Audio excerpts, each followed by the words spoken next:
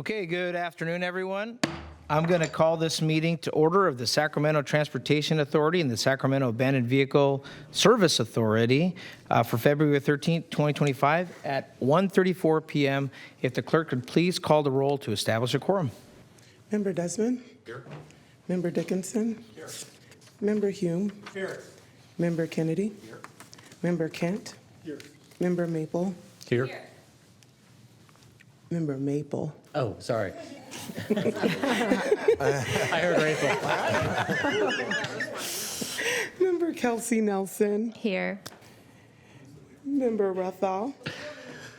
Here. Rathal, there you go. Member Rathal. Rodriguez? Rathal. Here. Vice Chair Cerna? Here. Member Singallen? Here. Member Spees? Present. Member Talamantes? Here. Member Vang? I'm here. And Chair Guerra? Here. We do have a quorum, and for the record, Member Pilapati is absent. Great, thank you very much. Let me, if folks could join me in the Pledge of Allegiance. Stand, salute, pledge. I pledge allegiance to the flag of the United States of America and to the republic for which it stands, one nation, under God, indivisible, with liberty and justice for all. Well, that was some gusto, everyone. That was, I know, that it was one of the better ones. Okay. Madam Clerk, if you could please read the announcements for everyone. This meeting of the Sacramento Transportation Authority is live and recorded with closed captioning. It is cablecast on Metro Cable 14, the local government affairs channel, on the Comcast and DirecTV UVerse cable systems. It is also live streamed at metro14live.saccounty.gov. Today's meeting replays Sunday, February 16th at 2 p.m. on Metro Cable Channel 14. Once posted, the recording of this meeting can be viewed on demand at youtube.com/MetroCable14. To make an in-person public comment, please complete a speaker form and hand it to the clerk. The chairperson will call your name when it's your turn to make a comment. You may also send written comments by email to boardclerk@saccounty.gov. Your comment will be routed to the board and filed in the record. Great. Thank you very much, Madam Clerk. Let's go for item number 1, Madam Clerk. We do not have any comments from the public regarding matters not on the agenda. Great. Thank you, Madam Clerk. Appreciate that. Let's go on to move on to item number 2, Madam Clerk. Item number 2 is to receive a presentation on an overview of Sacramento Transportation Authority, recent accomplishments and future efforts. Okay, and before we begin, I'd like to first welcome our new board members, and let me start off by Vice Mayor David Kent from the City of Ileton. Let's give him a big round of applause. Yeah, congratulations. Thank you for your hour-long drive over here, And Council Member Kelsey Nelson from Citrus Heights. Give her a big round of applause. Unfortunately, Mayor Siri Pulipati won't be here, but we welcome her to the board as well. Also, Vice Mayor Justin Rathel. Did I pronounce that right? Yep. Yeah. Sometimes Maple. I'm good, Maple. And then Council Member Mai Vang. Let's give her a big round of applause over here. And then, I would say not a new member. In fact, I think he was involved in the creation of this board. Council member, former Assembly member, former Supervisor Roger Dickinson. Let's give him a big round. I think he was actually involved in the creation of the County of Sacramento.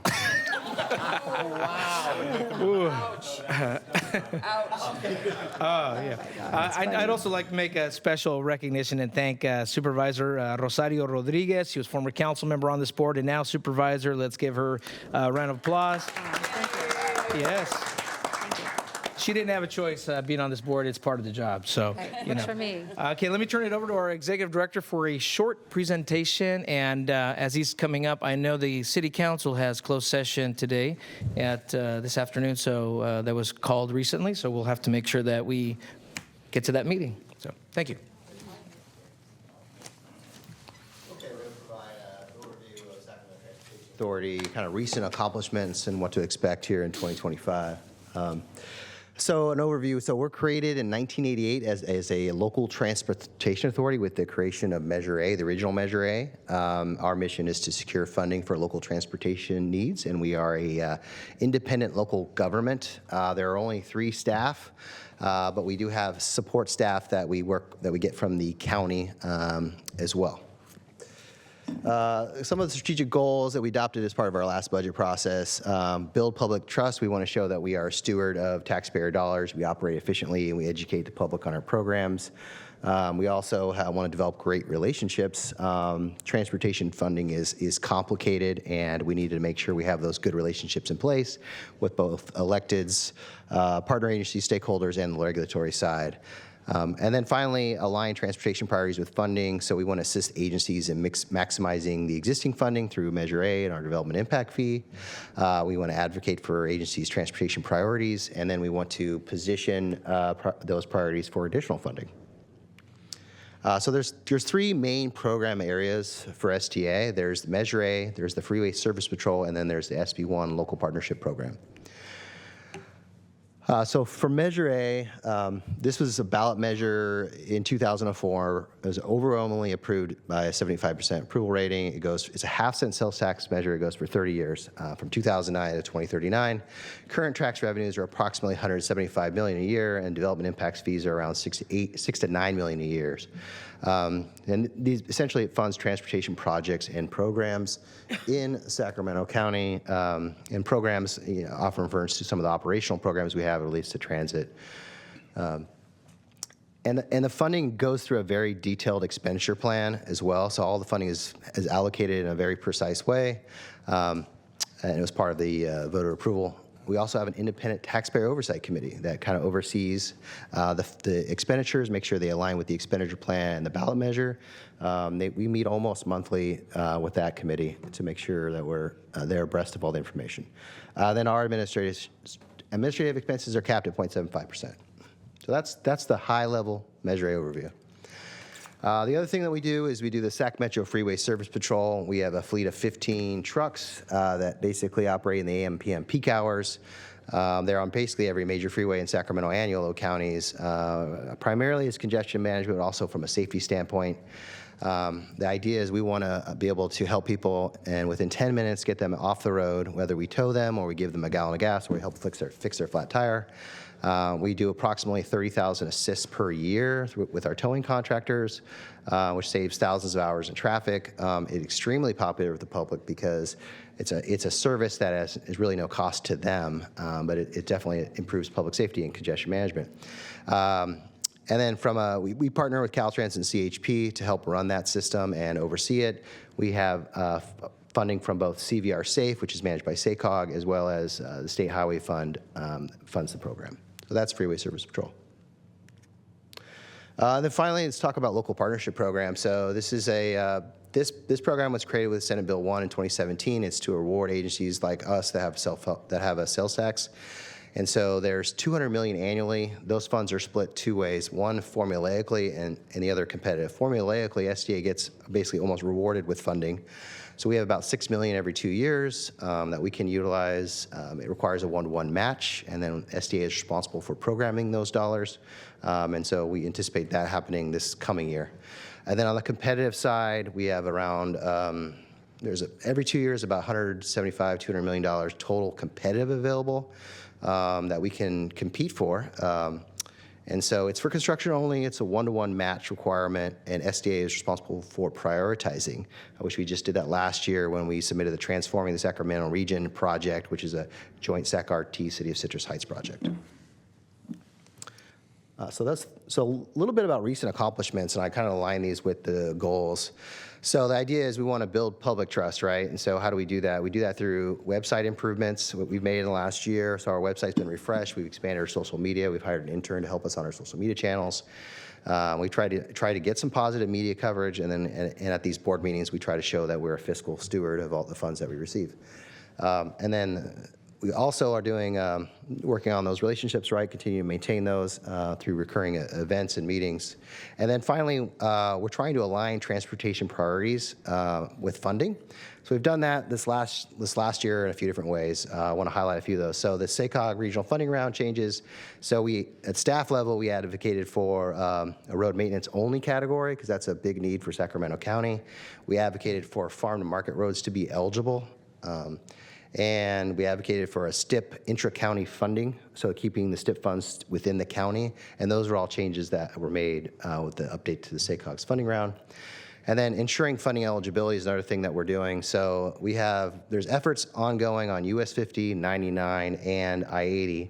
And those are planning efforts. Those planning efforts have to be done first, and then once those planning efforts are done, those projects that are along those corridors are eligible for a program called Solutions for Congested Corridors. So there's several different efforts going on those, and we've been part of those efforts on those corridors. We got a $1 million countywide safety action plan grant. Once that planning work is completed, it will all the agencies within Sacramento will be eligible for Safe Streets and Roads for All implementation funding, as well as Highway Safety Improvement Program funding. And then we worked with local agencies on SACOG's 2025 MTP SCS to ensure that their priority projects and the projects that were included in Measure A are still eligible for federal and state funding. There's a little more on funding. We did the grant prioritization effort in 2024, which will lead to what's ultimately what's prioritized for cap to cap when we go and talk about what are the priority projects. Last year, we updated our impact fee because we needed to update our Nexus study, so we continue to collect that fee. And then we're also looking at a countywide VMT mitigation strategy. So a lot of information. But 2025, this is what I see is coming. We'll do a subcommittee on the future transportation funding, specifically what is sales tax measure, future new sales tax measure could look like in 2026 or 2028. There'll be some coordination on the intra-county STIP funding program strategy. There's interest in, now that there's a set aside of just funding within the county for STIP funding, how do we coordinate internally on those funds? I anticipate some presentations by the Capital Area Regional Tolling Authority on some of the efforts they are going to be doing, which we are a future member of. Some workshops on countywide VMT mitigation to see if that strategy is implementable at the countywide for us. Obviously, that countywide safety action plan I talked about, getting that started, and then continuing the SACOG and SB1 funding coordination that we're already doing. And then we have a Measure A performance audit. We see some improvements to how we operate that will come out of that. So that's everything. Open to any questions. Just a little tidbit there. Well, thank you, Mr. Busey. Madam Clerk, let me bring this over to the public here. I have one comment card on the public. Michael Andrew Barnbaum. Oh, Mr. Barnbaum, welcome. Yes. Thank you. Stingers up. Yes. Chair. Thank you. Kevin, thank you for the presentation, very informative and educational. One of the things that brought me here today regarding this presentation, last year in the city limits of the city of Sacramento, some of you heard me make this presentation before, but others haven't. 32 people were killed in vehicular accidents that could have all been completely preventable. And things need to be done about that. I have worked with council member and board member Maple on this particular thing, and it's an emergency in the city of Sacramento. We need to do things like delayed green and diagonal crossing, among other mitigation measures to help make a friendlier city for pedestrians. You and everyone in society at some point or another are a pedestrian, and you folks may not realize that. And I know that one of the things that Slow Down Sacramento said very vehemently was, it's one thing if something is programmed. It's another thing if it's funded. And it will be paid for and completed. So thank goodness we're just kicking off 2025. I have circled June 2nd and November 3rd of 2026 on my calendar, hopeful that we could see something that all the cities and the unincorporated county can benefit from for active transportation and things friendlier to pedestrians. And let's go fund something that everybody can be helpful for with a majority or two-thirds majority, however we decide, but it needs to be approved and funded. Thank you. Thank you, Mr. Baumgartman. I'm sure every single individual on this board can attest to the fatalities in their jurisdiction. And your point is well taken on funding. It seems to be the issue du jour, which is the purpose of this agency. Thank you very much, Madam Clerk. Do we have any additional members on the public signed up to speak? We do not. Okay. Madam Clerk, we'll move on to the next item. Item number 3 is a board members. Oh, hold on one moment here. Thank you. That's why you have a vice chair. Before we move on to the next item here, we do have questions from board members. Let me go back to board member Desmond here on the executive director's report. Thank you, Mr. Chair. And just a comment, thanks for the presentation, Kevin. And in particular, I just want to call out you talk about looking forward to 2025 and the importance of possibly forming a subcommittee to talk about a future transportation measure, and also maybe a subcommittee to discuss the intra-county funding. And I think we're going to be talking probably more about that in the context of item 14. But I think that's going to be very important this year because of how the changes in partnership with SACOG to the competitive funding round with respect to the STIP funds. I think that kind of like deeper dive and ongoing work by maybe in the subcommittee format, I think is a good thing. So I look forward to discussing that later on today too. Thank you very much, Board Member Desmond. Board Member Cerna. Thank you, Mr. Chair. I wasn't going to chime in except for that last important part of what Mr. Desmond stressed, and I'll just add to that I think when it comes time to figure out participation on the committee and leadership on the committee, that I think there's those of us, as was introduced from the outset of this meeting, that are very new or fairly new to STA and to the prospect of a third try in recent years. But I would hope that some of the more veteran members that have the battle scars will certainly entertain serving and perhaps leading on that committee, because I think there's a lot to be said for understanding lessons from the recent past. And I think that bodes well or better for the product that would come out of such a subcommittee. So again, I would just encourage those of us that have kind of been in those trenches to consider serving and leading again. Thanks. Thank you, Board Member Cerna. And again, I just want to thank Mr. Busey and all the staff at STA. There's a lot that goes on with our agency here that sometimes doesn't get the attention it deserves, and I know we will have those conversations this year. Okay, seeing no more board members this time, thank you, Vice Chair. Madam Clerk, we'll move on to the next item here. Item number 3 is a parliamentary item, selection of chair and vice chair for calendar year 2025. I'd like to make a motion. Madam, hold on one moment, Madam Board Member Singh Allen, Mayor. I'm going to go here first and ask Mr. Busey to give a presentation, and then I'll take your motion. Okay, thank you. Yeah, so quick verbal presentation here. So each year we have to select a chair and a vice chair. We don't have any requirements specifically on who could be a chair and vice chair, but we do have a tradition. That tradition is to have a rotation between the county and the cities. And so basically every year it changes between the county and the cities, and then there's a separate rotation that happens between the cities.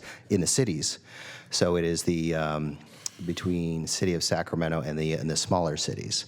So right now we are sitting at the chair is the city of Sacramento, the county is the vice chair. If we follow tradition, the county will be the chair, and one of the smaller cities will be the vice chair. That's how we've done it traditionally. We do not have to do that way. We can do whatever we want. We could certainly look at a 2-year chair, which is something that has done at both SAC-RT and I believe Sacramento Air Quality Management District. The only thing I would caution you on that is that there's a lot of people on this board, and so that does create a limited opportunity for leadership. So, but we don't have a requirement here, but that is the tradition. Thank you. Mr. All Chair, right. Yes. can I ask Mr. a Vice question? I'd like to ask a question of Kevin. So I just want to make clear, the traditional rotation is what as it relates to where we are today? The traditional rotation would be and the county you would become the chair, and the vice chair would come from one of the smaller cities. From one of the smaller cities? Smaller cities. Okay. Folsom, Elk Grove, Rancho Cordova, Gotcha. Citrus Heights, Alton. Yeah. Okay. Very good. Thank you. Okay, Board Member Singh Allen. Excellent. Well, I'm definitely a traditionalist, and we have some good precedents here. We have a fantastic vice chair who's done a great job representing our community, this board, other boards. So my motion would be to bring forward our vice chair, Phil Cerna, to the chair position. Do I have to do both or just one? We'll start with this one first, Yeah. and then let's get this one out of the way, and then we'll move over to the next one. So there's a motion. Is there a second? Second. There's been a lot of seconds here. Okay. Any other comments on this? I'll go to there's a Board Member Kennedy, and then Board Member. No, Board Member Kent. I was going to make the same nomination, so. Oh, very good. Board Member Kent. Well, I see some declarations here in the agenda item I want to make clear because I'm being asked to vote. I'm highly supportive of Chair Guerra, but I'm being asked to vote for more than his continued position. Mr. First of all- Chair. No, it's. Point of order. The motion on the floor is for Vice Chair Cerna to be the chair. That's correct. Yeah, Correct. Mr. And the issue is that I believe the vote is asking for a potential extension of the term. No. No. No, let me clarify here, Mr. Board Member Kent.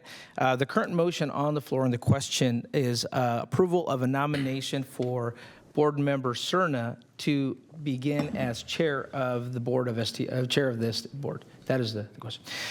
Seeing no more questions, Madam Clerk. So this is a parliamentary item. Do we need debate on it or comments from the public? Well, yes, Yeah, every okay. item. Yeah. Let me see. Is there any comments from the public on this, Madam Clerk? I have not received any. Okay, so before we vote, Mr. Hume, let me go. Go ahead and take the vote. Okay, let me take that out. Okay, all those in favor, please signify by saying aye. Aye. All those opposed? Okay, measure passes. Mr. Chair. Okay, Mr. Hume. Yes, I'd like to nominate Mr. Rathel, I believe is one of the smaller cities that would be next up in line. I'll for him second. to be vice chair. It's been moved and seconded by by Board Member Hume and seconded by Board Member Rodriguez as Vice Chair. I've got Board Member Talamantes. So I guess just something for us to think about on this. We have a ballot measure coming up, so not this year, so we're going to be in 2026. So whoever is going to be vice chair now will more than likely, because I believe in process, so whoever's vice chair should be chair the following year. And so I'm happy to have Supervisor Cerna being chair now. But we have a ballot measure coming up in 2026. And so whoever is vice chair now will be chair during that year. And the city of Sacramento has, 550,000 people in it. And Elk Grove is massive too. And I know we're looking at a lot of policy at the state level to see if we can carve special districts.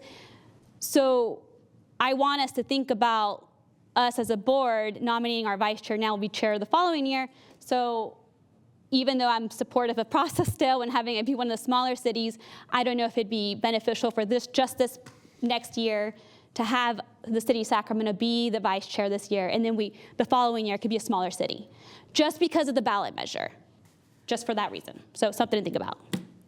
Thank you, Board Member Talamantes. Board Member Kennedy, and then I have Board Member Singh Allen. Board Member Kennedy. Thank you, Chair. Completely agree with Director Talamantes, and so I'll make the motion that the current chair, Mr. Guerra, be the vice chair.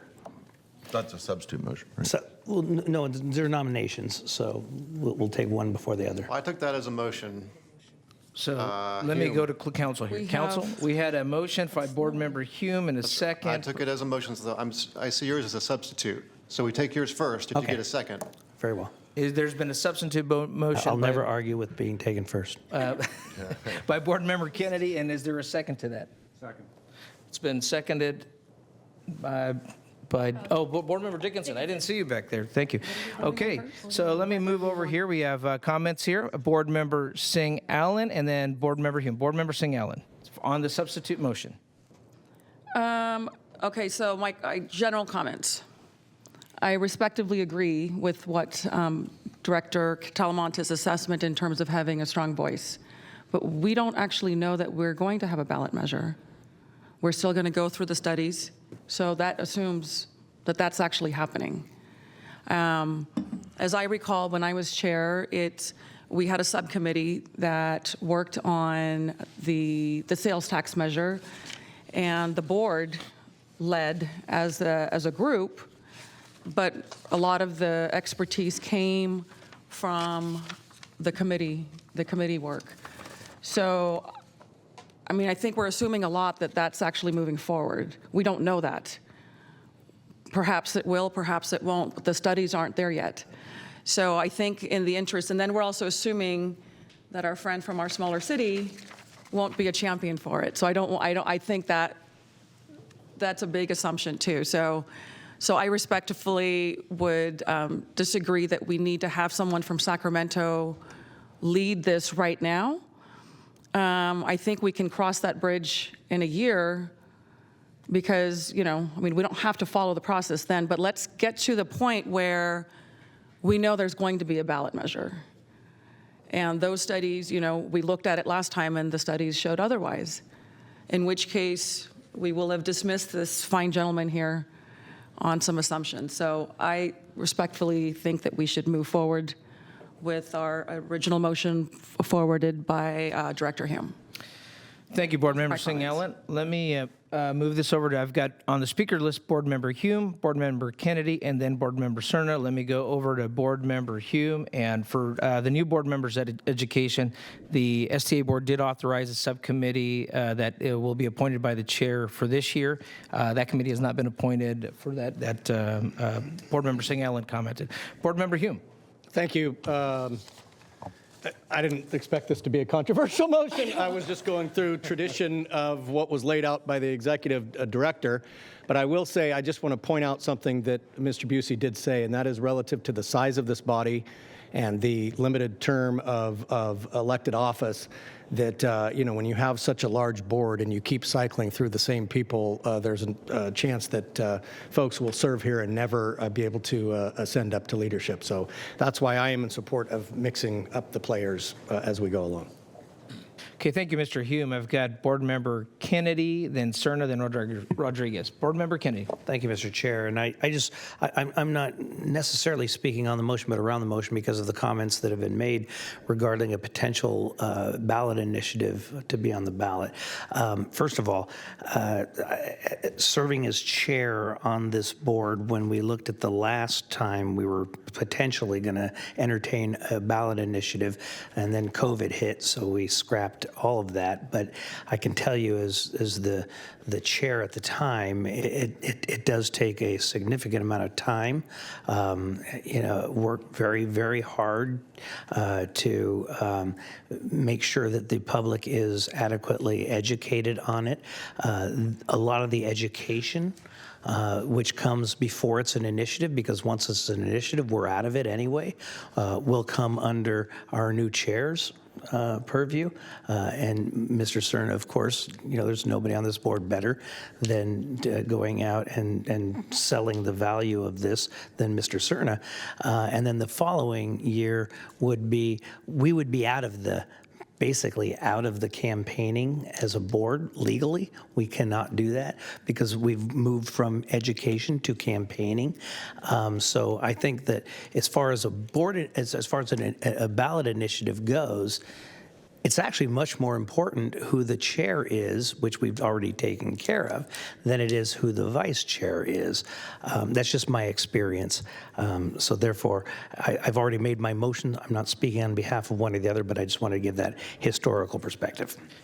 Thank you, Board Member Kennedy. I've got Board Member Cerna, then Board Member Rodriguez. Board Member Cerna. Great, thank you. I want to thank my colleague both here and on the Board of Supervisors. I think Supervisor Kennedy makes some excellent points, as does Board Member Talamantes. So I agree with the substitute motion, and I will just add, too, that the time and energy that is expected to go in to not just the chairmanship, but presumably and expectedly kind of the parallel leadership role at the right times before the converging worlds need to make sure they don't collide. That comes with that in the context of a tax measure effort is fairly extraordinary. So I would just like to point out, I don't think you would mind me saying this, but council member and outgoing chair Eric Guerra has committed himself 100% of his time now, and of course, in addition to my godson and his younger son, being the great dad that he is a full-time council member on the city council in Sacramento, and not to slight anyone else on the city council in terms of their dual roles, their quote-unquote day job, and their service on the city council. But I think it's fairly extraordinary that you have that type of commitment that is now 100% focused on his public service. So again, that is just kind of another additive reason why I feel very confident, and it's the right time that Eric continue to serve in an expected leadership role when we hope to get one of the most important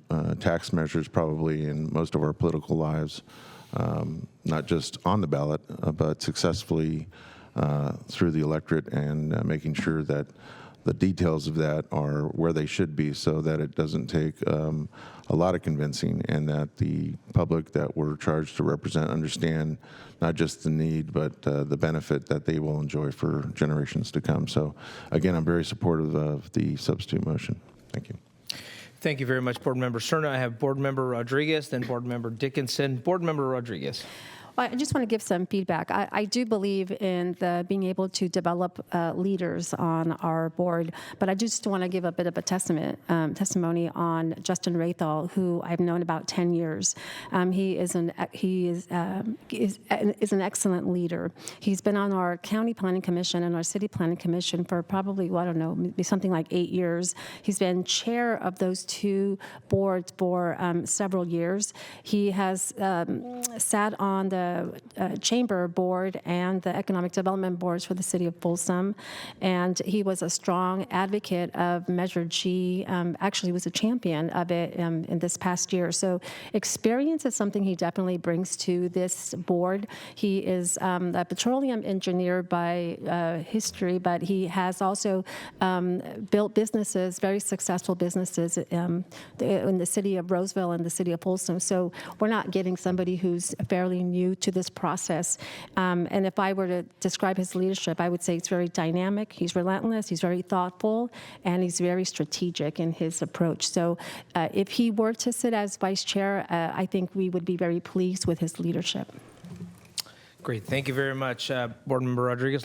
We have Board Member Dickinson, then Board Member Kent. Board Member Dickinson. Thank you, Mr. Chair. I would only amend what Mr. Kennedy said to this extent. If this board decides, along with the other relevant parties, to place a measure on the ballot next year, it could well, and it may, perhaps most likely will be in November. That means potentially through even June. Members of this board, both individually, of course, and collectively, may be directly involved in the development and conclusion about what that measure should look like.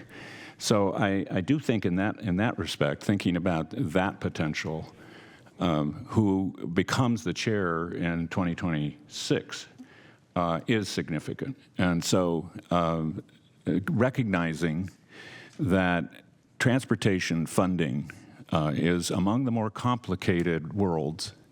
There's a few out there, healthcare and a few others, but understanding, appreciating, and being able to synthesize and explain transportation funding is not a short-term undertaking. It is. I'm still trying to figure it out.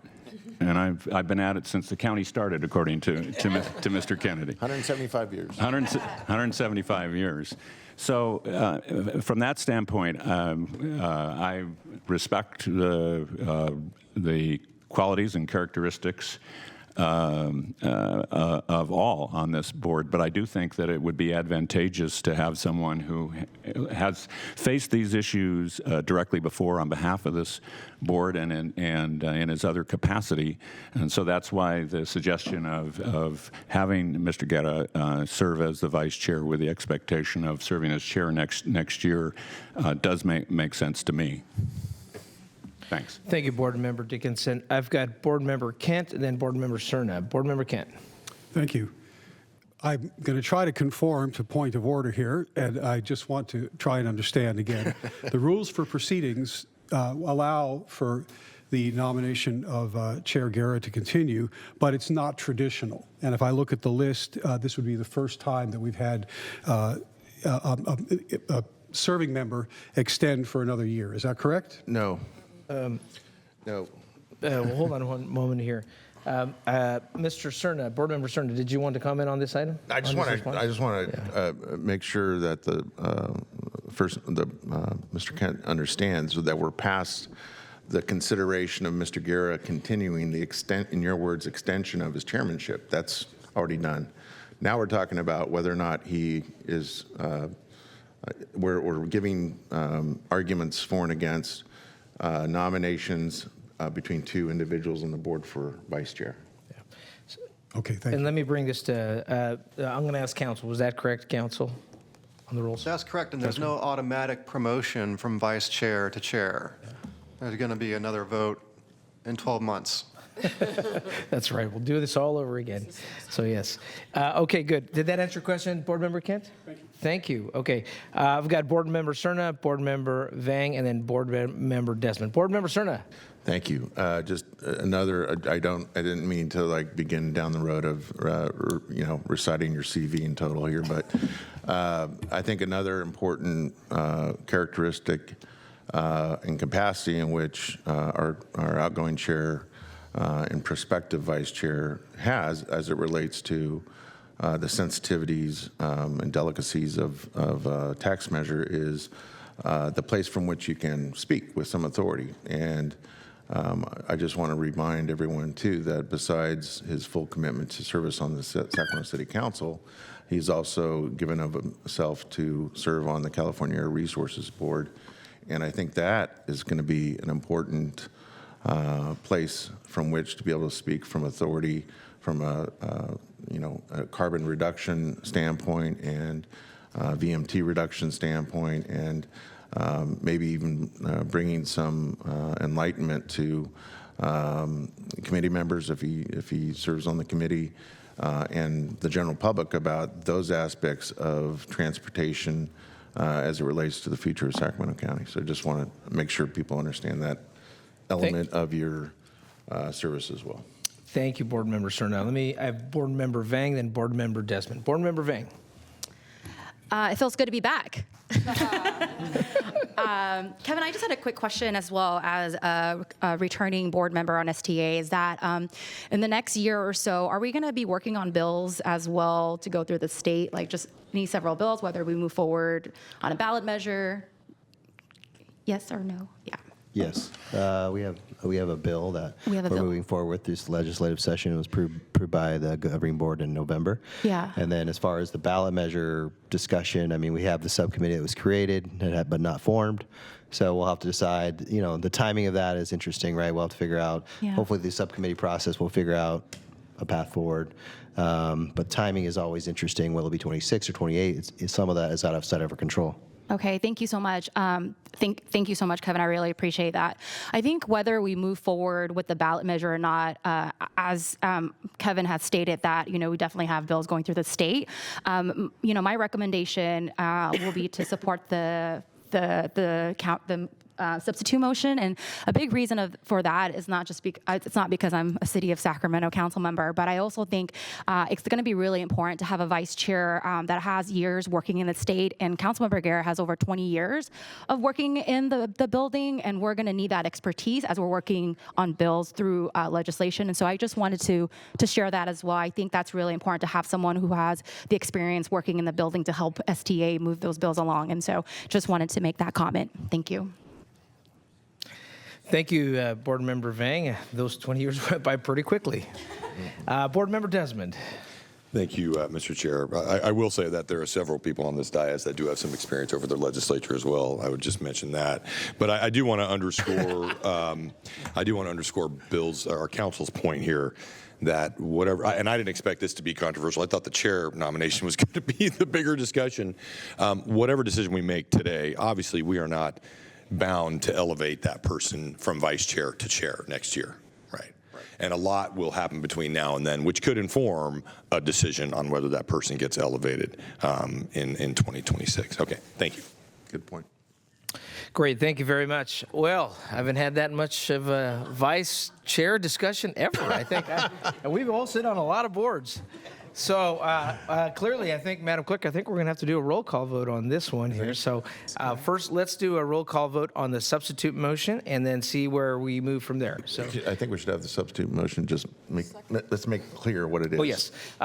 The substitute motion is to nominate Board Member Guerra. I mean, I guess I have to announce it that way. That seems a little weird. I feel like, what is it, Ross Perot? But nominated Board Member Guerra as the vice chair. So is that clear, council? It's clear to me. Okay, very good. For 1 year. 1 year. 1 year. Should we discuss 1 it? year, okay. Madam Clerk, please call the roll. Member Desmond? No. Member Dickinson? Aye. Member Hume? No. Member Kennedy? Recognizing Director Desmond's extreme experience at the Capitol, I'm still going to vote for Mr. Guerra, yes. Member Kent? Kent. Yes. Member Maple? Aye. Member Nelson? No. Please. Member Rathel? No. Member Rodriguez? I just want to say that I have a great deal of respect for you, Chair Guerra, but this one's going to be a no. Vice Chair Sterna? Aye. Member Singh Allen? Love you, Eric, but I believe in sharing. So, no. Member Spees? It's about process, not personality. No. Member Talamantes? Yes. Member Vang? Yes. Member Guerra? Aye. Madam Clerk, can you tally the votes?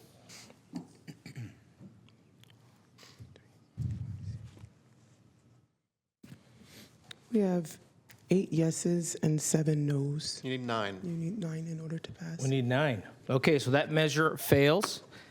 Let's move on to the substitute motion here. I mean, to the primary principal motion. We go back to the original, to Mr. To the Hume's original motion. motion, yes, yeah. We're going back to the original motion, and seeing nobody signed up to Unless it speak. changes. I mean, Well, there's no motions on the floor here. Let's just wait till this Yes. is done, then we'll switch. It's been That's what called. you're talking about. Yeah, so let's, we're going back to the principal motion here. The principal motion was to appoint board member, let me read it again. Reisenthal? Rathel, sorry. Board member Rathel as vice chair. Madam Clerk, please call the roll. Member Desmond? Aye. Member Dickinson? Aye. Member Hume? Aye. Member Kennedy? Aye. Member Kent? Aye. Member Maple? Aye. Member Kelsey? All right, we can't tell the difference between those two last names. Maybe. Maple. Member Maple? Okay. Member Kelsey Nelson? Aye. Member Rathel? Aye. Member Rodriguez? Aye. Vice Chair Cerna? Aye. Member Singh Allen? Aye. Member Spees? Aye. Member Talamantes? No. Was that a no? No. Okay. Member Vang? No. And Member Guerra? Get an aye. Madam Clerk, please tally the roll.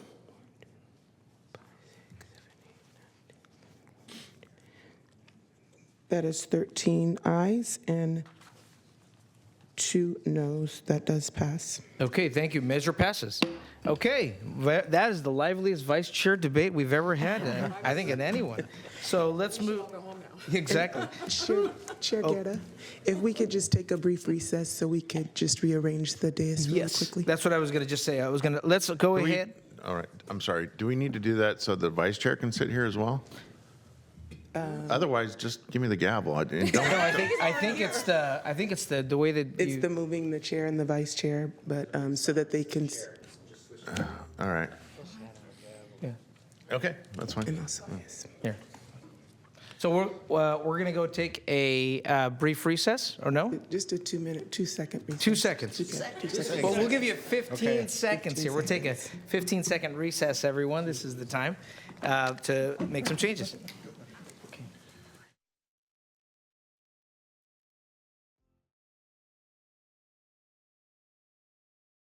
I'd like to call back to order this meeting of the Sacramento Transportation Authority Board of Directors. Madam Clerk, will you please call the roll and reestablish quorum? Member Desmond? Here. Dickinson? Here. Hume? Here. Kennedy? Here. Kent? Here. Maple? Here. Nelson? Casey Nelson? Here. Rayful? Here. Rodriguez? Here. Singh Allen? Here, sorry. Speece? Here. Talamantes? Here. Vang? Here. Guerra? Here. And Chair Cerna? Here. Thank you. You have a quorum. All right, very good. We are going to now move on to the balance of our agenda. And Madam Clerk, what's our next item? Next item is consent matters, items number 4 through 12. Very good, thank you. Any member of the authority board have questions or wish to pull anything off the agenda for separate vote? Second. Been moved and seconded. Madam Clerk, do we have anyone signed up to speak on consent? I do not. Okay, very good. Then I think we can do a voice vote on this. That's correct. Okay. All in favor? Aye. Aye. Opposed, abstained? Motion carries. Thank you. All right, next item, please. Item number 13 is appointment of a non-voting director and alternate to the Capital Area Regional Tolling Authority. Mr. Busey. Yeah, in the interest of time, I will go very fast. Thank you. Good afternoon, Chair, Vice Chair. Here talking about appointment of a non-voting director and alternate to the Capital Regional Tolling Authority. So why does CARTA exist, right? CARTA is the Capital Area Regional Tolling Authority. It is responsible for operating the YOLO Managed Lane Project in Yolo County, which is going to be in construction very soon, if not already. And it'll serve as the regional tolling authority, which includes Sacramento County. Just for everyone's background, there is a large network of managed lanes, specifically toll lanes, that are proposed throughout the four county area. Most of those are in Sacramento County. So CARTA's purpose is to own, manage, operate those toll facilities, make policies, decisions related to toll operations and costs, and then collect toll revenue and adopt plans of expenditure. So anticipated efforts for CARTA in 2025-26, we're going to, CARTA will adopt a CARTA mission, vision, and values. They will do a pre-revenue operating budget priorities. So this is a agency that exists without any actual revenue in the near term. They got to figure out how to fund that agency. They're looking at their staffing structure as it grows from kind of where it is now to full operation, and then set some regional toll policy to guide both the YOLO managed lanes projects and future projects, and then hopefully a regional toll equity policies as well. So the CARTA Board of Directors I've shown here, it's fairly somewhat complicated, but the current initial members are Caltrans, SACOG, and YOLO TD, STA, Placer County Transportation Planning Agency, and El Dorado County Transportation Commission are future members, and so we get to appoint a non-voting director.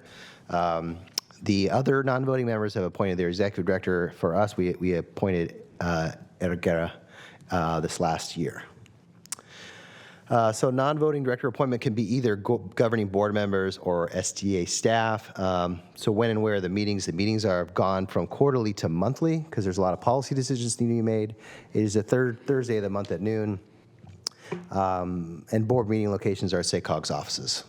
A couple of considerations for this. So Carter's near-term focus is the YOLO 80 Managed Lanes project, but the next project is the I-5 Managed Lanes project, which is in the city of Sacramento, or Councilmember Talamantes' district. Supervisor Desmond has already been appointed by SACOG, so he is already on the board. So we do have county representation.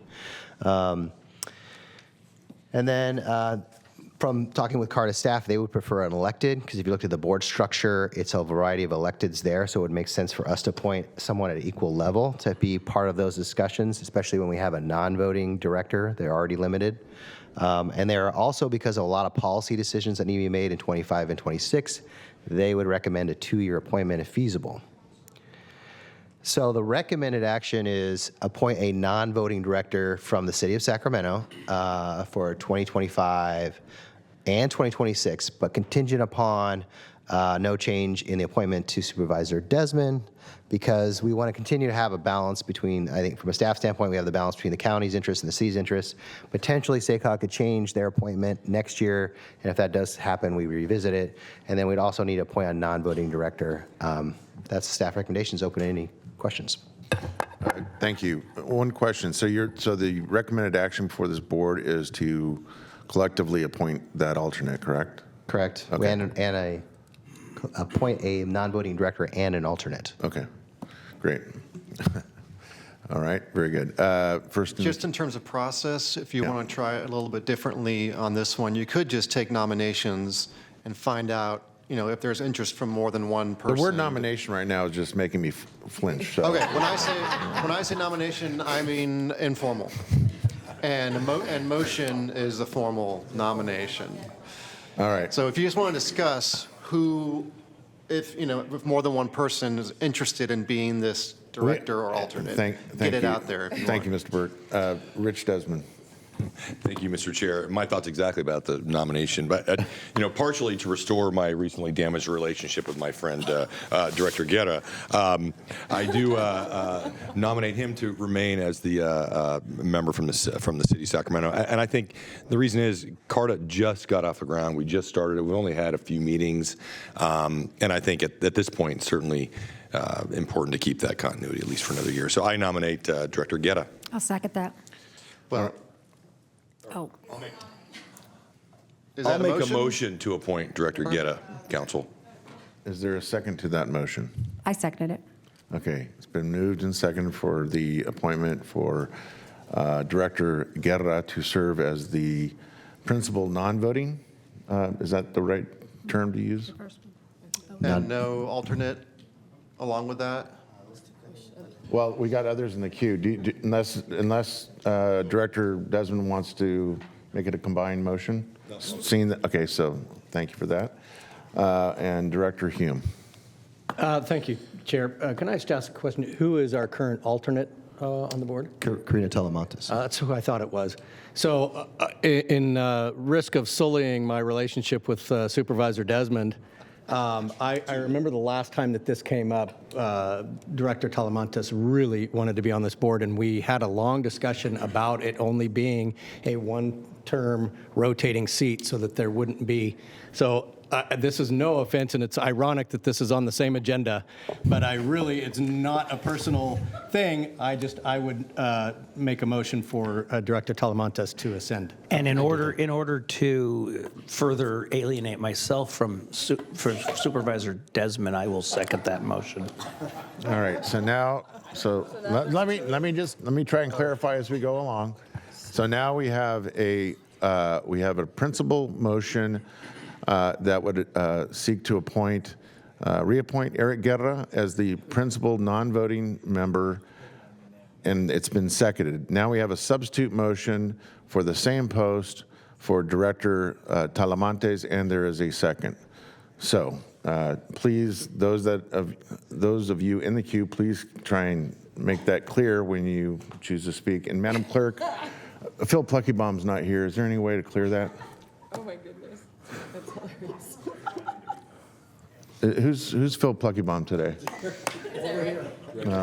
All right. The better question is, who is Phil Pluckybomb? This is a test, isn't it? All right. You can't catch a break today. All right. Next in the queue is Justin Maple. Justin Maple, that's hilarious. I will be brief. I was just going to second the substitute. Want to support Director Talamantes. Thank you. Okay. All right. So now I believe. Actually, can I? Yeah. There. I have Eric Guerra as Phil Pluckybomb next. Oh my God, that's hilarious. Eric Guerra's Phil Pluckybomb here today. Well, people confuse this all the time. You know, I was going to support the substitute motion. I know the biggest impacts are going to be in the North Natomas area, and so I want to support the substitute motion and then hopefully get my Thursday lunches back. So There you go. All right. Very good. Okay. No one else is in the queue. Madam Clerk, is there anyone signed up to speak on this? If there is, that's a new one on me. We do have Dan Allison. Oh, we do? Okay. All right. Mr. Allison, no? He's right in front of you, right here. Oh, 13. He says 13 and 14. This is 13.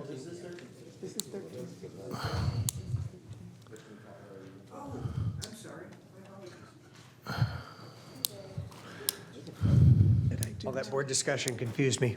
Dan Allison, I'm a resident of the city of Sacramento. I want to support this, not about the person, but about having that representation. I believe that tolling of freeways is the future for the county, for the region, and for the state. And it's really important that the Transportation Authority be part of that conversation. That's all. Thank you. Thank you. All right. Okay. Mr. Guerra. thank you, Mr. Board Member Cerner. I think we could take a voice vote on this one. Well, hold on. Just a matter of process here. Knowing what we now know, Mr. Desmond, do you want to withdraw your motion? I'm happy to withdraw my motion. Okay. Thank you, Mr. Chair. And as seconder of the motion? Yes, I withdraw. All right. Now we actually have a new one and only principal motion born from a substitute motion. All right. So everyone's clear, right? Yeah. All right. All right. So we will do a voice vote on this. All right. All in favor? Aye. Opposed, abstain? Motion carries. Thank God. All right. All right. Okay, you still need an alternate, right? We still need an alternate. Right. I thank you. I thank you. Got it under control here. All right. So now we are going to consider nominations that, for the sake of consistency, should come in the form of a motion for a alternate. Right? Okay. Anyone care to make a motion? Mr. Chair? Yes. Mr. In keeping with complete unprecedented precedent, I would nominate Director Guerra to be the alternate. Second. All right. It's been moved and seconded. Any other comments or not? Okay. Madam Clerk, do we have anyone signed to speak on this? We do not have any additional. All right. Very good. I think we can do a simple voice vote. All in favor? Aye. Opposed, abstain? Motion carries. All right. Very good. I think we're done with parliamentary stuff today. All right. I have two. Okay, 13, 14. All right. Next item, please. Next item, item number 14, to receive a presentation on transportation planning and funding and discuss countywide transportation planning priorities. All right. Mr. Busey. Yeah, I see we're running low on time. I'll try to speed this up. So good afternoon, Chair, Vice Chair. I'm here to present on this item. So why does STA need planning? Let's talk about the transportation plan. Let's talk about that. So STA was created to bring additional transportation funding to projects and programs in Sacramento County. We do that through Measure A. We do that through our impact fees. We're looking at other revenue, whether that's toll revenue or VMT mitigation. And one of the Measure A taxpayer safeguards is that STA will continue to seek the maximum funding for transportation improvements through state and federal programs. And since Measure A passed, there's been an increase in state and federal competitive grant funds, whether that's SB 1 in 2017 or the Infrastructure Investment and Jobs Act in 2021 at the federal level. So we have a lot of funding that's coming in at the state and federal level, but it's competitive. And in order for us to compete for those funds to leverage Measure A, we really need to lead with planning, right? Planning has to come first. I talked about in my first presentation that there's some planning that has to happen, and once that planning is completed, and only then after that is completed, you are eligible for grants. That's the case for both SB1, that's the case for some of these competitive grant programs.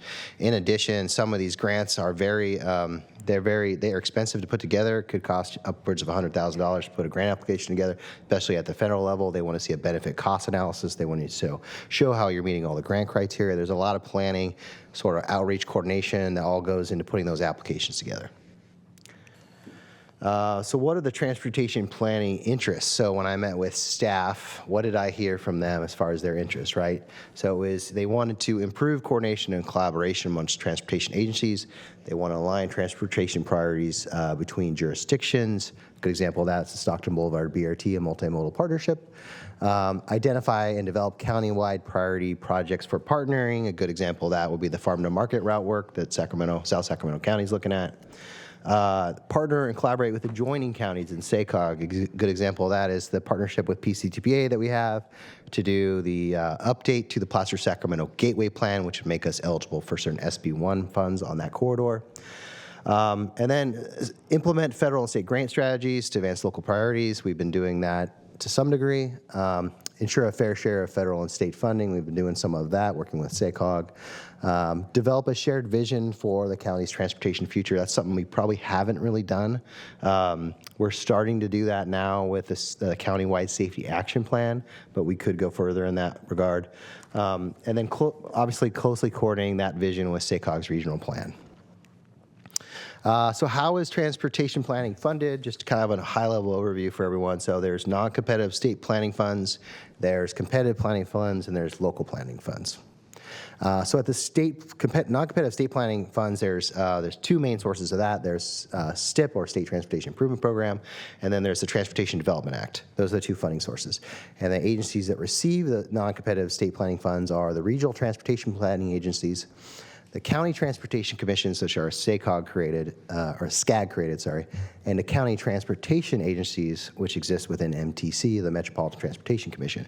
So I would, generally speaking, about 54 of the 58 counties are receiving those planning funds as either through their RTPA designation, CTC, or CTA designation. This gives you kind of a high-level overview. So if you look at the 8 largest counties, they are all receiving these non-competitive state planning funds, except for Sacramento. Sacramento is the exception.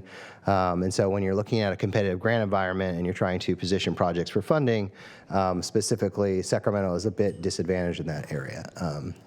And then if you look at the SACOG summary, it's really interesting. So Sacramento obviously doesn't get any non-competitive state planning funds, but Placer does, Yolo does not, El Dorado does, but Sutter and Yuba does not. It's quite interesting, but that is the way it's set up right now. Competitive planning funds are also an option. So you have federal and state planning grant programs. There are a variety of those programs. They require local matching funds, and they require staff to manage. And in order to get those planning funds, you actually have to have something that aligns with those specific programs. So if you want to do planning that doesn't align with those competitive grant criteria, you can't get competitive grant funding for it. And then there's local funding. So transportation sales tax revenue. Some self-help counties have put a set aside for planning. There's potentially you could use development impacts fees, but you'd have to ensure there's a nexus to new development, and then potentially even member contributions, which is some agencies within Sacramento do, such as SACOG. And this is the last slide, beautifully enough. So I've talked about where the interests are at the staff level. I've talked about where the funding sources could be, but right now I would love a wonderful discussion on what are the interests of the SDA governing board in these 3 kind of buckets, being countywide, that county-wide coordination role, that grant strategy role, and that even more that funding and planning equity role. With obviously the next steps, if we get some consensus here, would be to explore and consider options to fund those efforts. So with that, I'm open to any questions. Very good. Thank you, Mr. Busey. First in the queue is Director Hume. Thank you, Chair.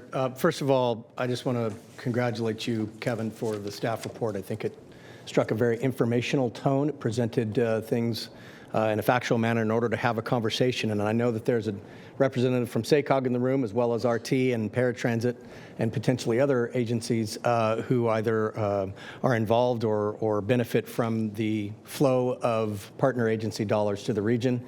And so I just want to lead out by saying that this conversation, I believe, needn't be adversarial or confrontational, that we can have a good discussion exploring the maximizing use of dollars flowing to this region, and making sure that we're doing that in a way that benefits our shared constituents. And so I just have a couple of questions relative to the information provided in the staff report. The first is I believe it said that 54 of the 58 counties have either RTPA, CTC, or CTA status, and so that the only 4 that do not have that layer would be the 4 that are within the SACOG MPO. Is that correct?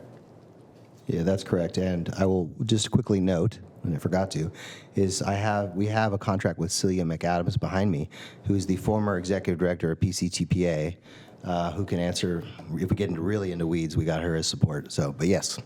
Well, thank you for that introduction. I did not have the pleasure of meeting you, but you come with high esteem attached to your reputation. So we appreciate your input as we kind of tease out some of these issues.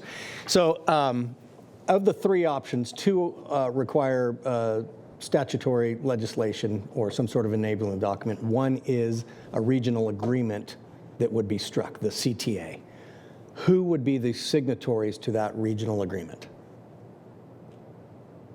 Yeah, so the way that's specifically the MTC model, and they have counties and they have agreements in place. So for us, it would be an agreement between SACOG and STA on how some of those funds could flow down to us, and then those associated responsibilities that would shift down to STA to make some of those decisions and or planning efforts. If I heard you correctly, then that could, in a way, take place without any functional change to how these agencies operate today, right? It would just be an understanding, much like the TDA split letter, of what is competitive, what is formulaic, who gets what, et cetera. It would be between the agencies or between this agency and? That could be a compromise we end up at, yes. Okay. And then because only the state funds are subject to this structure, and that the federal funds must flow through the MPO, is there an economy of scale relative to administering both funds? And or the second part of that question would be, if the STA elevated its role in transportation planning, what would you anticipate the staff needs to be in order, who we would have to bring on to accomplish those roles? Is there a third part? Is there a third? I'm sure I could come up with one if you give me a. Yeah, seriously. Man, so as far as economy of scale, I mean, I think you have to be careful about if that's the only factor, then you could say it would be a lot easier if there were no incorporated cities and all decisions were made at the county level, right? And so I know, but I mean, there's a benefit, right? So I think. It's kind of how you look at it. I mean, we are a sales tax agency that manages $185 million in funding. SACOG manages $100 million in a quarter-cent sales tax measure, right? And so why do we have 2 agencies managing separate sales tax? So I think there's I'm not sure I think there's economies either way when you look at it. I think we could figure that out. I'm not sure. And I think that in my book, I think there's a cost to having better local decisions that are made.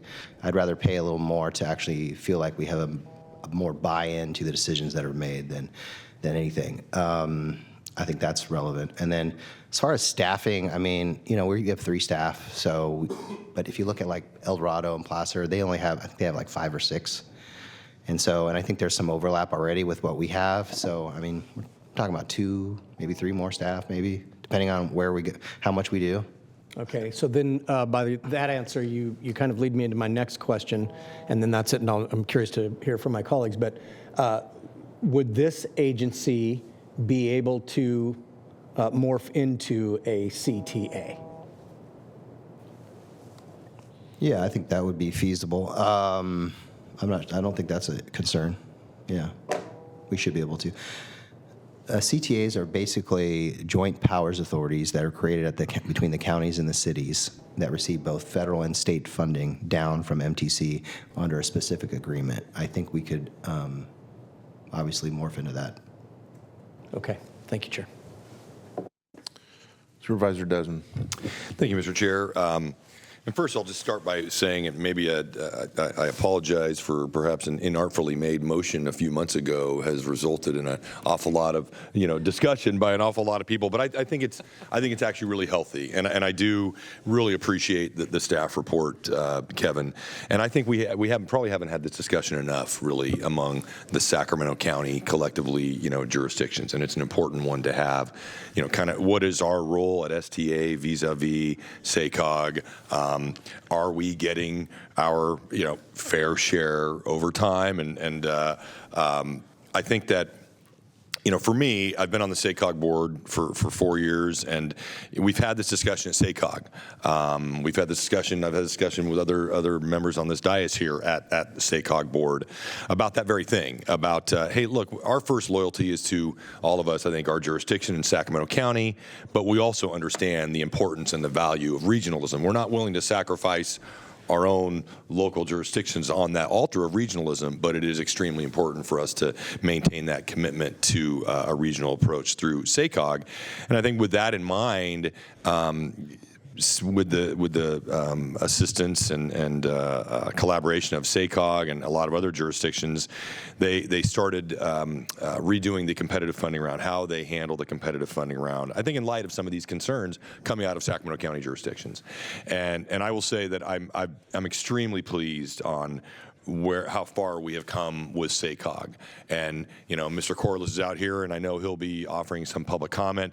He and I sat down, had a conversation where, look, if you're looking at a regional approach for these dollars, it may not coincide or may not be proportional to your lane miles or population in any given year, but over time it should be fairness over time, and I think that's what we need to strive for. And so I thank you, James, and I thank SACOG for that work in that regard. I think we've done a lot.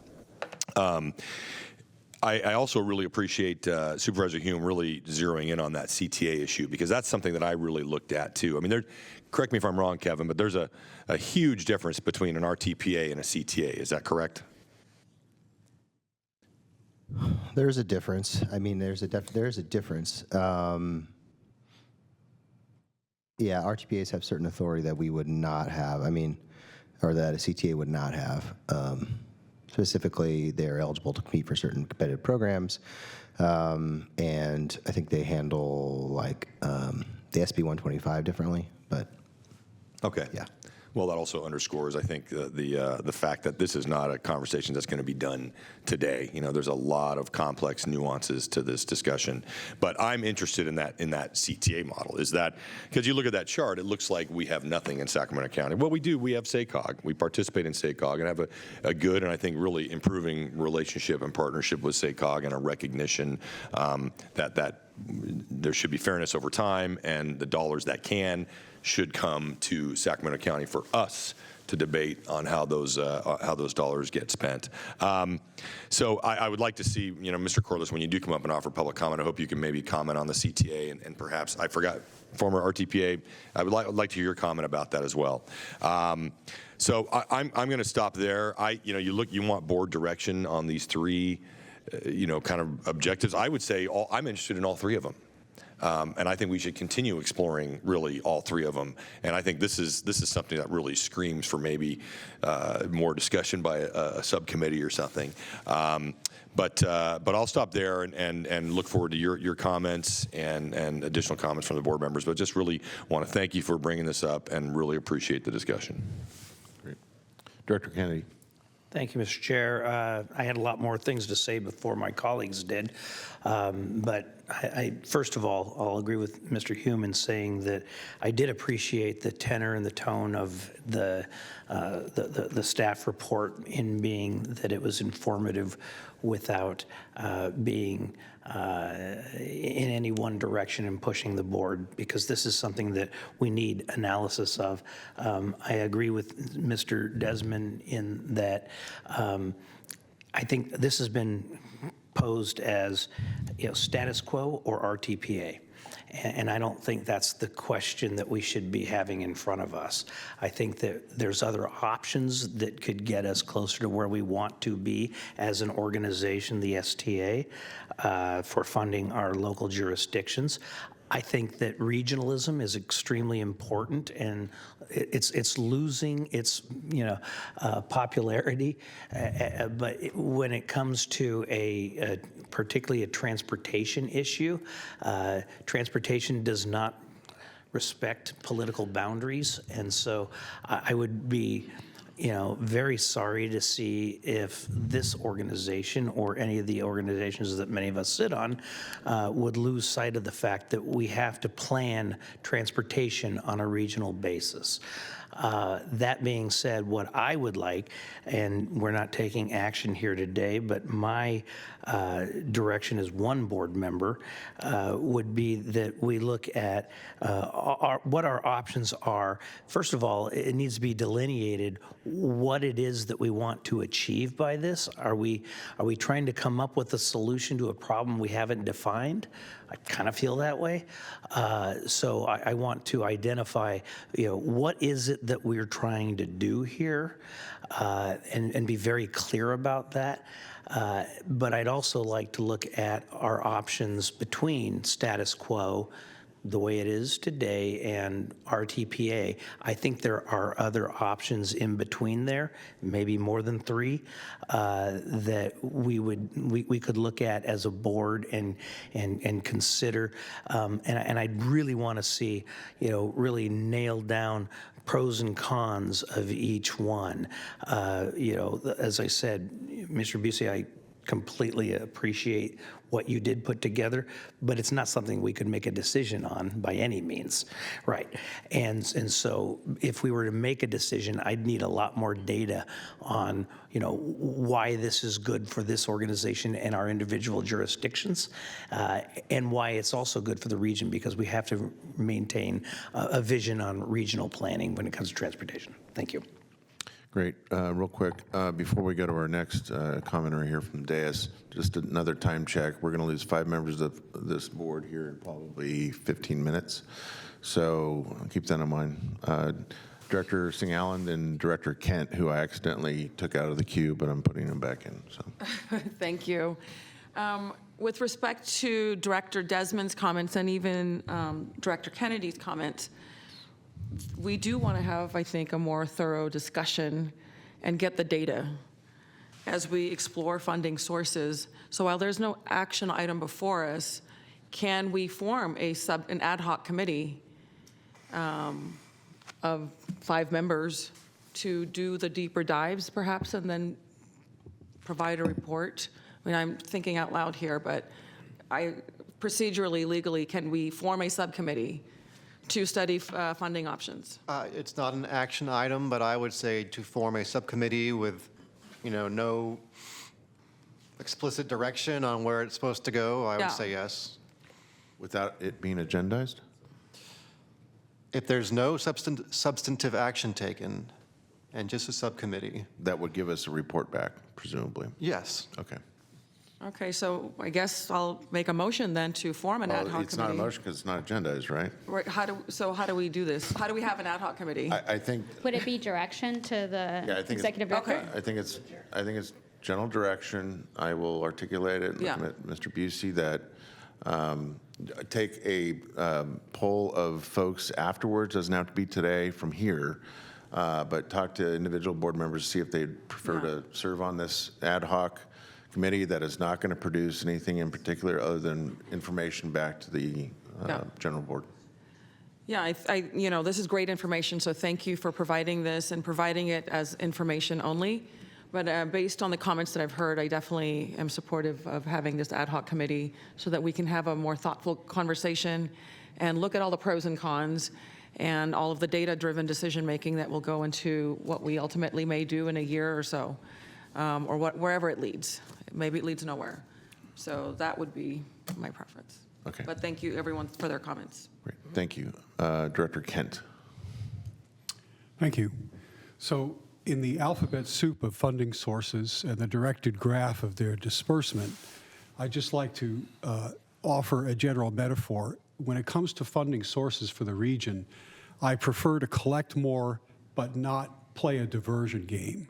And speaking to Supervisor Hume or Board Member Hume's a question about economy of scale, what I would want to know would be in the formation of these agencies, RTPA or CTA, what the duplication of effort would be compared to what we are currently processing. In other words, if I find or if we find that staff work is considerably duplicated, then we would have to find a way to avoid that to meet this objective.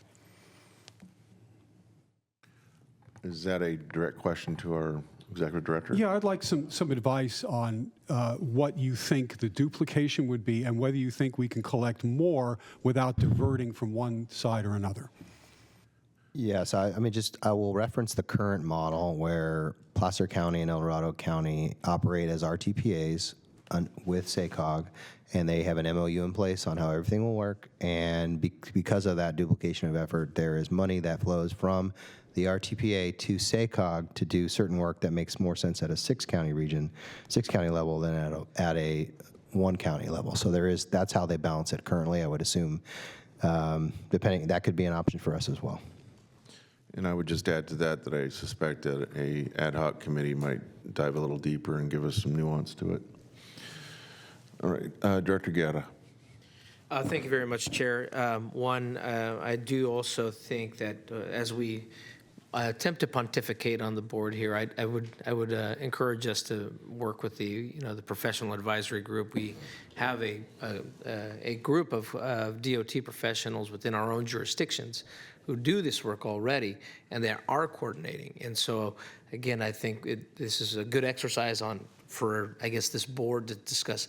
Okay, well, what is the future of STA? But number one, I think having that response from the professional advisory group and our DOT from our respective agencies is, I think, the first question, get some internal feedback. The second is, I think, to what Board Member Kennedy mentioned, which is we have an undefined problem. There's all of these other issues. I think the unifying sentiment is we feel we're not getting enough. Like everybody always feels that way. But I think the real issue is we have an undefined problem. And if the undefined problem is we don't have enough for our deferred maintenance, well, the number one issue is the transportation measure. That's the eye on the prize. So I also would hope that this body, maybe the subcommittee can take some time to work on that. But the number one priority should be putting together a viable and responsible transportation measure that deals with the multi-billion dollars of deferred maintenance in our county. So these other pots are in the millions, sometimes in the tens of millions, 100 millions if we're lucky. But the real issue here that I hope we do not get distracted from is our transportation measure. I agree also with if the undefined problem is that we need to be more effective competitively for state and federal dollars, if that's the undefined problem, then maybe this CTA concept is an option. But if we're duplicating efforts, again, that's a cost. And we don't just get planning staff without a funding source. So how are we going to pay for that staff? And are we duplicating what cities are already doing? And I'm sure the county has their own work as well. So that is my concern. So I would say identifying those issues, and just to highlight that this agency should not lose its focus on what is a multi-billions in deferred maintenance for our county. I think you just warmed up to your seatmate there. All right. All right. Director Dickinson, please. Thank you, Mr. Chair. stroking my long white beard here as old man time, just a note or two. First of all, with respect to the way Placer County and El Dorado County are treated vis-a-vis SACOG, they are really historical antecedents. That is not something that occurred because there was a conscious discussion of what the arrangement ought to be. So looking at them as exemplars of something that should be duplicated or replicated in this region, I don't think carries as very compelling. Secondly, we referred to this earlier. In 1988, when Measure A was adopted by the voters originally, STA was created for one reason and one reason only, and that was to be the recipient of the sales tax revenue to apportion out to the jurisdictions, the cities and regional transit primarily, and the disabled service provider. It had no other designated or identified purpose or function. Now, that has changed some over the years, and perhaps this is an important moment in time to examine whether this entity ought to continue to pursue expanding its role and responsibility or not. That's certainly something within the purview of this board, but I do think it's always worthwhile considering what the purpose and intent of the creation of any entity was at its founding. For a couple of reasons, I have to say I don't think that pursuing this issue makes sense at this time. Some of this is the same reasoning that Member Guerra has articulated, but this is a time to keep our eye on the ball. And the ball is how we generate more revenue for transportation and mobility purposes in the county of Sacramento. That ball is going to be carried primarily by a measure that we can put together, hopefully with unanimity, to put before the voters next year. If there's any lesson that we all should have learned about this exercise from the last two times around the block, one with a measure that didn't go on the ballot in 2020 and one that did in 2022 and failed, is we cannot afford division. That is a recipe for losing. And we also ought to recognize how difficult it is to reach critical mass on these issues. Anything that distracts our attention from putting together a measure that will stand the test with the voters is time misspent, in my opinion. Secondly, as Member Guerra raised, I am very concerned about the duplication of effort, and more importantly, that we would spend money. And I think Member Kent raised this as well. We don't have the luxury of not spending our money to get a result that translates into improved mobility for the citizens of this county and of this region. So anything that compromises that purpose, to me, does not make sense. Finally, the idea, and I know that no one is ready to broach this just at this point, but one has to, I think, reasonably look down the line a little bit. The idea that we would fashion legislation along the lines that might be suggested for the purpose of creating an RTPA or other form of organization is not going to move through the legislature this year. I mean, that's just a simple fact. And so, again, why spend our time, energy, and effort to try to examine something that by virtually any measure is not going to have any chance of success? There's a lot more groundwork that would need to be done. The timing needs to be different if this is pursued at all. And so the creation of a subcommittee seems innocuous enough. Let's get more information. Let's examine the issues. But I would repeat, anything that takes our attention away from doing what's most important, and that's getting a tax measure that the voters will find acceptable, is diluting our effort and is unproductive. And so I personally would put this on the shelf for the time being. I wouldn't necessarily say forever. That depends. But I certainly wouldn't spend our time, staff's time, the public's time on this at this critical time where we need to be doing other work that takes priority. Thank you. Director Talamantes. Thank you so much, Chair. While I agree with my Councilmember Dixon, director, right now here we're directors, right? Directors.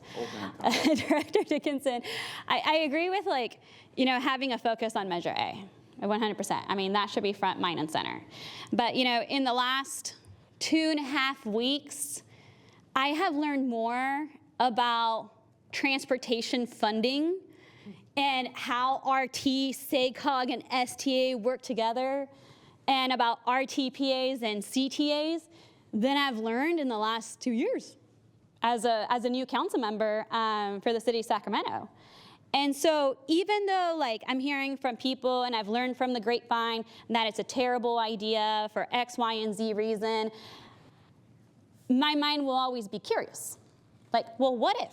And if the answer is hey, this isn't going to work because of, and staff comes out with a report of X, Y, and Z reasons and what's historically been done and how it got here, I'd be okay with that. I just in the last 2.5 weeks, I didn't like the fact that we as a board up here were trying to say whether it was a good idea or a bad idea within ourselves. We have staff for a reason, and we have great transportation and funding experts. So let's hear from staff and hear why it's a good idea or a bad idea. And if it's a bad idea, that's okay too. We won't do it. We won't pursue it. But our jobs as elected officials is always to be challenging our own conventional thinking, to think creatively, to be more efficient with taxpayer dollars, and be transparent. So I 100% am just hey, let's focus on the measure because that's the most important thing in front of us. But I don't think it harms anyone with having a subcommittee and just learning more about it, because I think we all become better for it. And I can just say for myself, I have learned a lot in the last 2.5 weeks and have had so many amazing conversations, even learning about SACOG's new funding formula that was created in the last 2 years. I was unaware of it. And there's just a lot going on. And so I just think that for the public, it's important for us to have a report and to continue these conversations. I think it's what people want of us. Thank you. Director Vang. Thanks. I'll keep my comments short because I know a few of us have to leave. I recognize that there are several members on our STA board that's not part of SACOG. And I think that if we decide to explore a subcommittee, I do think that having a workshop for the full board is going to be really important, because even if we have an ad hoc, it's really important for the full board to be equipped with all the knowledge and tools. And so, whatever the direction is to our staff, I would also love the opportunity for SACOG to come and present to the full board about just the funding mechanism. I know there's a lot of concerns that perhaps our county is not getting our fair share, and I think it's important for SACOG to be here to kind of break down how the funding works as we explore the various options. So that would be my addition to the direction. And then the other piece, I just want to echo Councilmember Dickinson about that our main focus really should be on this on the transportation measure. What I I worry about is that while we're creating a subcommittee to explore this, I'd rather have a subcommittee really exploring a transportation measure, right? If I had to choose between the two, I want to be very mindful of that because we're all stretched. We're all elected officials in our own jurisdiction. We have a lot on our plate. And if I had to choose between either or, it would be the transportation measure. And so I just want my colleagues to be really mindful of that. But I would definitely, I would love to request for SACOG to come present, given that not everyone on here is part of SACOG, so they can understand how the funding works. Thank you. Great, thank you. I don't have any other directors in the queue. I'll just add before you hear public comment that I think we can do both. I'm not one to advocate stifling any of my fellow directors wanting to be perhaps better informed and perhaps share information that the rest of us don't have availability of. So I think it is healthy for, as I mentioned, Kevin, to see if there is enough interest among board members for an ad hoc committee that can go off and spend their time and energy to as Director Kennedy first mentioned, I think rightfully so, what is the, first of all, starting with the definition of the problem, does one exist? And also, I think respecting the fact that I think Director Dickinson makes perhaps the strongest point made here today about what our mission is and what our focus needs to be. So again, that can be handled administratively. We don't need to make any formal appointment as it's an ad hoc committee. So with that, I have, Madam Clerk, one speaker slip. So we will start with Dan Allison. Thank you. Dan Allison again, a resident of Sacramento. I don't have much to say about the structure of SDA because there's a lot of different ideas and a lot of complexity there. But what I do want to speak to is planning. Entirely apart from the structure, more planning needs to happen. I want to particularly point out Mr. Busey's slide 3, item G. Develop a shared vision for the county's transportation future. I don't believe we have that. And having been a core part of the opposition to the 2 failed ballot measures, I can tell you if there's not a clear vision presented along with the measure, it will fail again. It needs to be transformative, and it needs to be clear to people what they're really getting. The weakness of the 2 previous measures was they were just project lists. There wasn't really any idea about what are we going to accomplish with this. I remember when I first started attending STA meetings, basically the policy was, you don't question my project, I don't question your project, we're all okay. And thankfully, the board has evolved beyond that narrow, limited thing. But that's what showed up in the ballot measures, is just a list of projects with no clear vision. So however it's accomplished, I would like there to be a planning effort that addresses that. What is the vision that the board has? Thank you. Thank you. Before we continue with public comment, Mr. Busey, did you have something to say? Yeah, just really quickly. So I think what I'm getting direction on is, one, create an ad hoc subcommittee to kind of look at these options. I think I got enough direction to understand that a transportation measure in 2026 is probably a priority.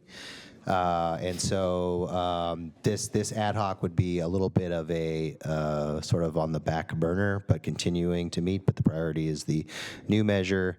And then at risk of me providing my own input, I just want to point out that I think it is really important that we pass a sales tax measure. It is billions of dollars. However, it is also almost equally as important that we want to leverage that $8 billion with federal and state grants. So I don't want to completely take my eye off of the federal leveraging component and the state funding component of that. So I think both discussions are important. We can prioritize the measure effort, but we'll continue this ad hoc as well. Hopefully that sounds correct. Great, thank you. That's what I'm hearing. Yes, we can walk and chew gum. All right.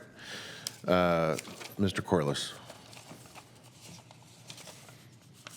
Thank you, Chair Serna. James Corliss, Executive Director of SACOG. I was just going to listen to your discussion today because I know you were all eager to have this discussion. Director Desmond set me up that I was going to say something. So just a few things. First of all, I give a lot of credit to Executive Director Busey here. He's done exactly, I think, what you all wanted, which is laid out, right, some key questions so that you could begin a discussion on what are the gaps you want to fill, what more do you want to be besides a sales tax authority, and then how can you find the resources to fill those gaps, right? Great questions. And if you want to have an ad hoc, we'd love to be part of that, help you continue the discussion. I'm happy to come back for the full board and do a workshop.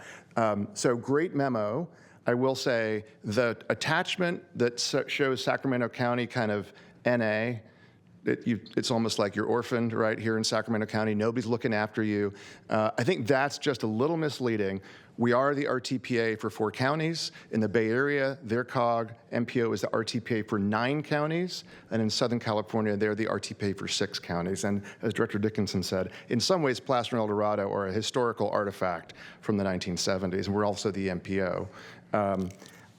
We've got a written comment in the record there, and I would just say, I think what we have suggested in that written comment is, and what I've heard a little bit today is, we want to make sure, you want to make sure, I hear, that you're getting your fair share of dollars, right? You're not having dollars that should come to Sacramento County go somewhere else.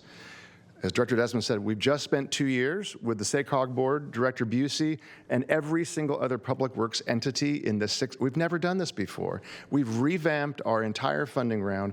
You could not have more certainty that Sacramento County dollars stay in Sacramento, number one. So that's something you do get within our TPA. We've done that. In other words, we've actually given you that benefit, which is great. Number two, what can you do to grow the pie, increase resources? And I just would be very mindful that we're not shuffling money, we're actually growing resources. And secondly, a number of you have said, let's not be redundant, let's not create another level of government that does the same thing with half the money, because we're splitting it down the middle. So with all that, great discussion. I'm happy to answer questions and come back whenever you want. Very good. Thank you, James. Any questions for Executive Director Corliss? Yes, Director Hume. Not for Mr. Corliss, for once public comment is. Gotcha. Okay, last speaker on this item is Mr. Barnbaum.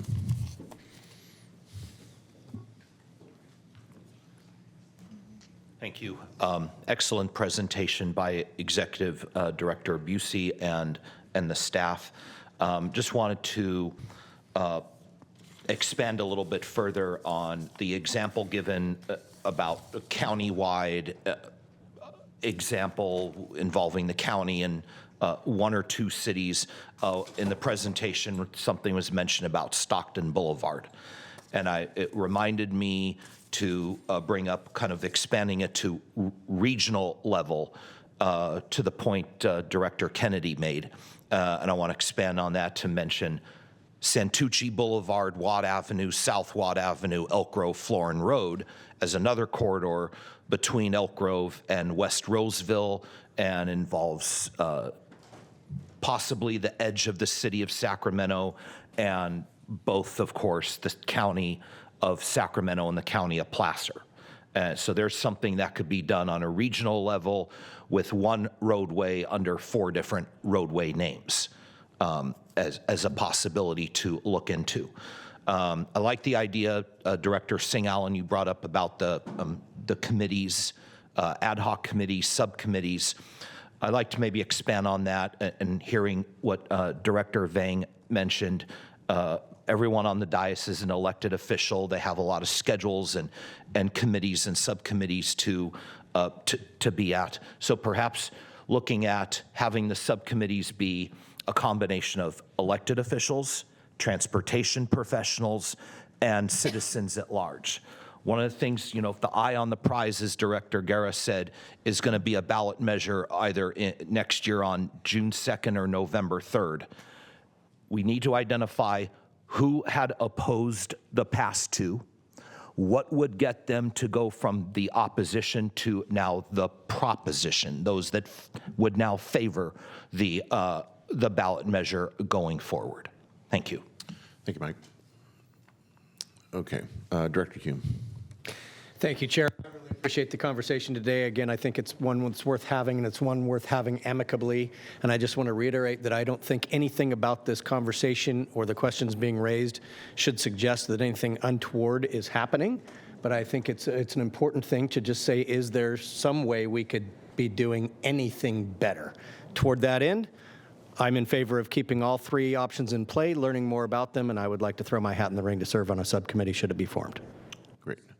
All right. Thank you. Any final words, Mr. Busey? All right. All right, very good. I think this is the nature of the conversation we all expected, and I think it's a productive one. There are differences of opinion, but I appreciate my colleagues keeping it all very respectful.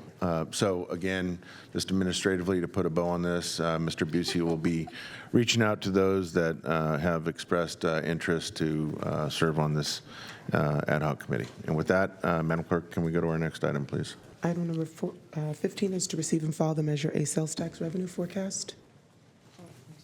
Yeah, in the interest of time, we're happy to waive the presentation about. Okay. Thank you. Thanks for reading the room. That's why he is soon to be one of the longest running executive directors of this organization. All right, very good. And so that brings us to comments, right, from authority members. Any comments that haven't been already mentioned?